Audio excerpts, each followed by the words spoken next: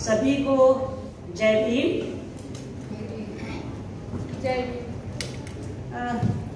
एक बहुत ही दुखद लेकिन महत्वपूर्ण मसले पर आज की ये मीटिंग है। इससे पहले कि मैं इस मीटिंग पर बात करूं, और जैसा कि मैंने कहा दुखद और महत्वपूर्ण हम सारे के सारे यहाँ पर जितनी भी स्त्रियां इकट्ठी हैं, एकत्रित हुई हैं, मैं खासकर उनको संबोधित करना चाहती हूँ कि ये जो पितृसत्ता, ये जो मनोवाद, ब्राह्मणवाद यदि अब तक संचालित हो रहा है तो उसको कंधा हम दे रहे हैं। हमको इस बात का ध्यान रखना चाहिए।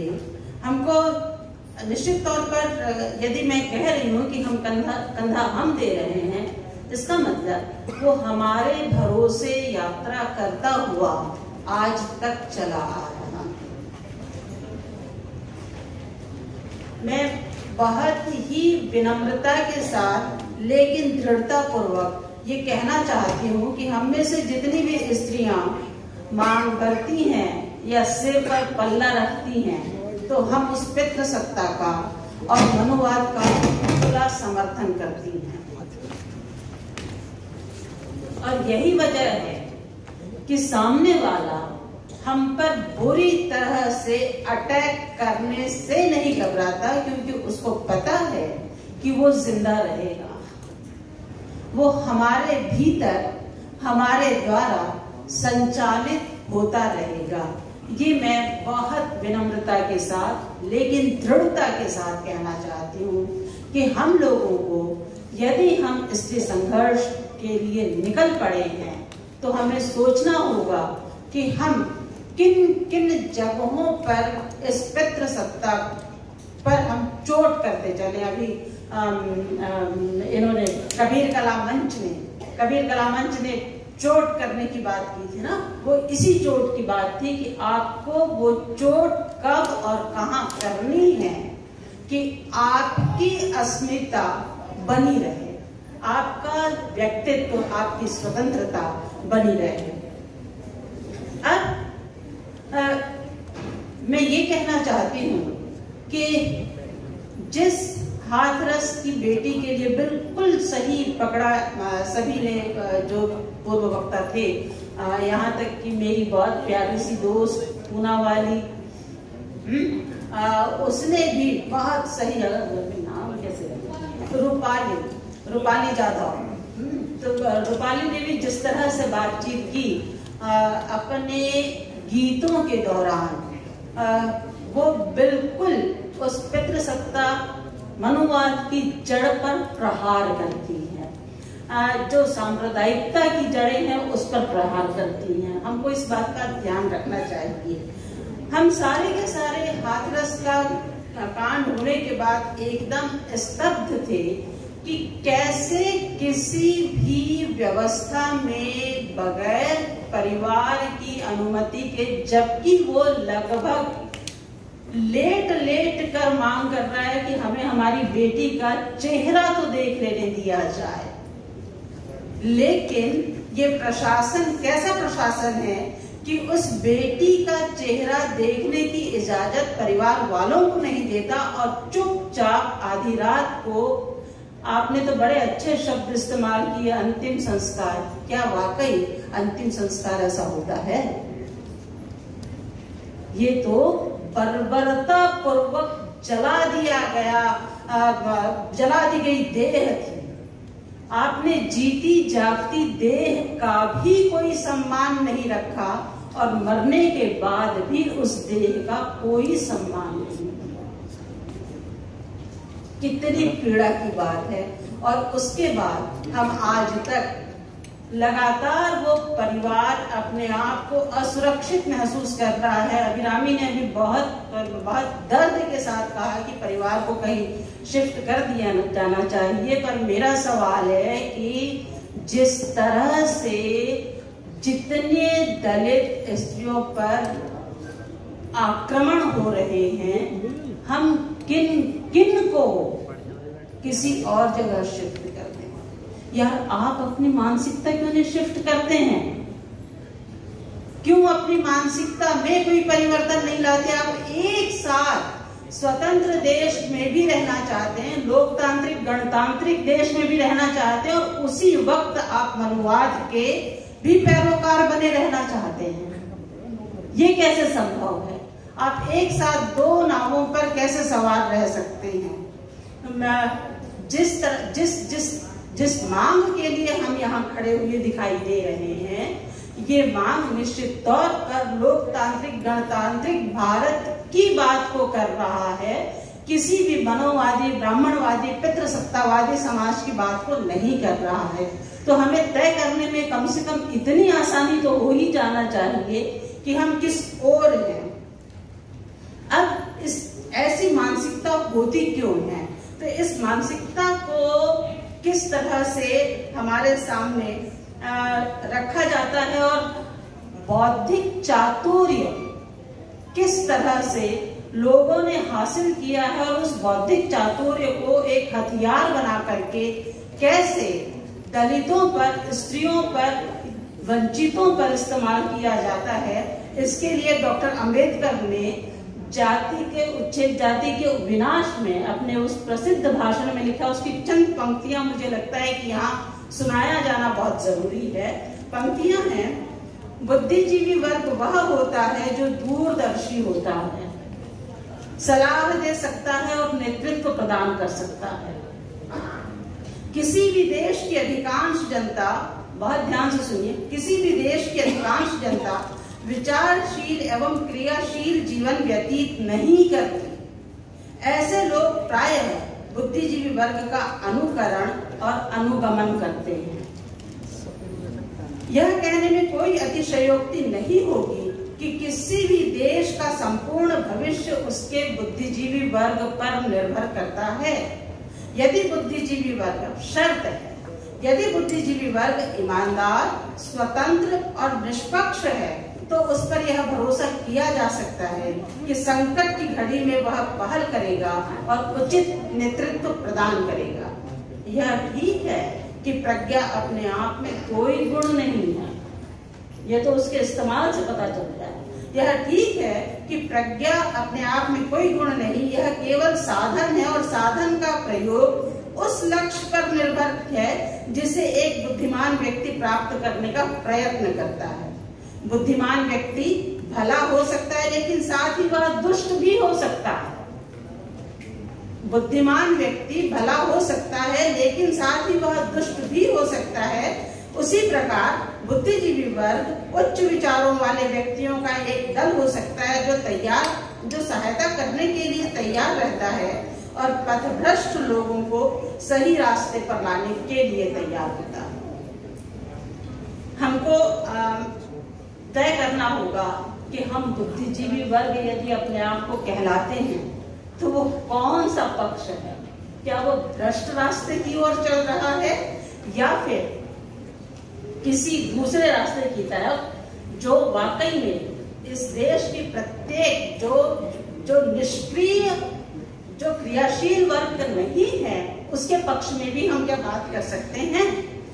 जाति की यही ये बहुत जानी पहचानी बात है कि जात पात तोड़क मंडल गाहौर के द्वारा जब एक कार्यक्रम आयोजित किया गया था, डॉक्टर अंबेडकर को उसमें प्रमुख वक्ता के तौर पर बुलाया गया था, तो उन्होंने उस वक्त इस भाषण को तैयार किया था।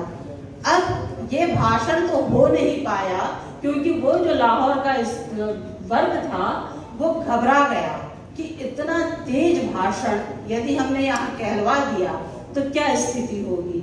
और फिर इसके बाद अंततः ये भाषण वहाँ नहीं हो सका। डॉक्टर अंबेडकर ने हमेशा की तरह इसको पब्लिश करवा दिया, और जैसे ही पब्लिश करवा दिया वैसे ही हरिजन में महात्मा गांधी इस पर अपनी टिप्पणियां लिखते हैं और ये कहते हैं कि डॉक्टर अंबेडकर चाहे जिस भी तरह की बात कर रहे हो, लेकिन उनकी उपस्थिति को भुलाया नहीं जा सकता।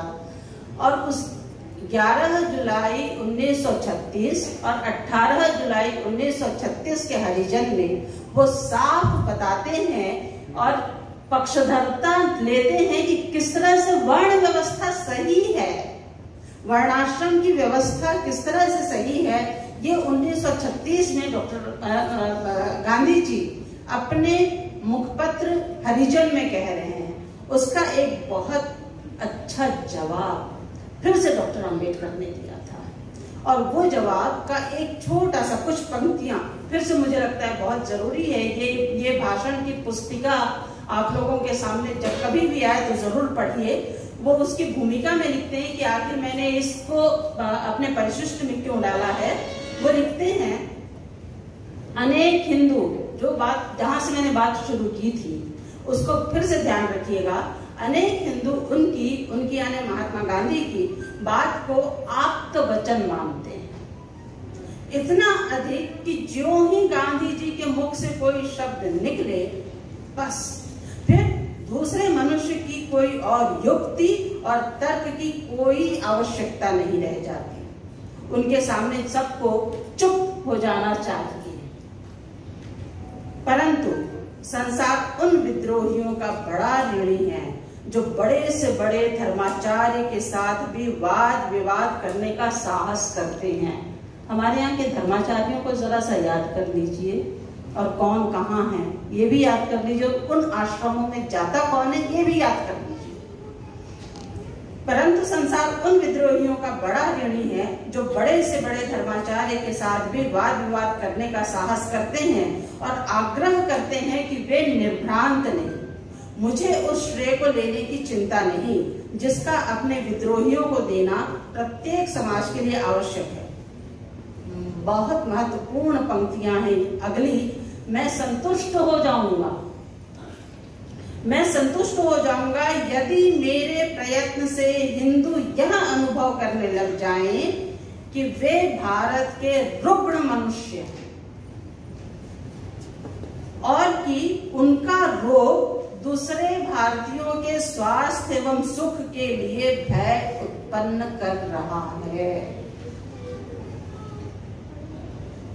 ये भय, ये स्वास्थ्य अन्य भारतीयों के लिए आज तक वैसा ही बना हुआ है, चाहे शिक्षित वर्ग हो चाहे अशिक्षित वर्ग हो। शिक्षित वर्ग में मैं चलिए बिल्कुल ताजे जो आपकी स्मृतियों में अभी होंगे, रोहित वेमुला का नाम ले लूं, पायल तड़वी का नाम ले लूं, ये दोनों के दोनों एक एक पत्र लिखते हैं। एक अपनी आत्महत्या का कारण बताता है, एक अपनी आत्महत्या का, दोनों ही अपनी आत्महत्या का कारण बताते हैं और दोनों बहुत अलग अलग तरीके से, बौद्धिक तरीके से बात करते हैं।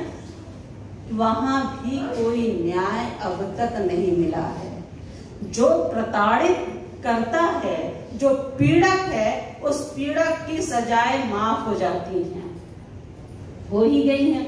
केवल इतना ही नहीं, उस वक्त मानव संसाधन विकास मंत्रालय की जो मंत्री थी, उन्होंने जिस अंदाज में रोहित वेमुला के संदर्भ में रोते हुए लगभग संसद में बयानबाजी की थी, क्या उसका कोई भी परिणाम अब तक हम अपने पक्ष में देखते हैं? अपने पक्ष में छोड़ दीजिए, मनुष्यता के पक्ष में देखते हैं।